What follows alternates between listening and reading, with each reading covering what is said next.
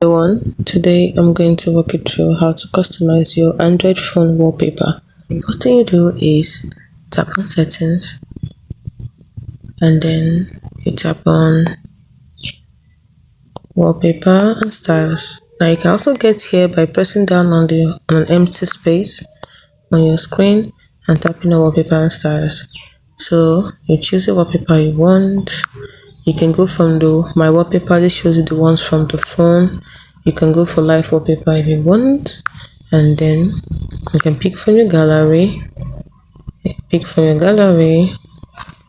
example, let's say we want to make this our wallpaper. Tap on done. Set it as your home screen. Good. Set on home screen.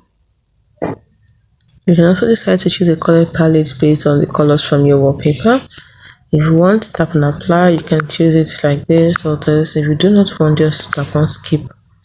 So it is as simple as that. You can also decide to apply dark mode to your wallpaper to make it darker. Hope you found this video helpful.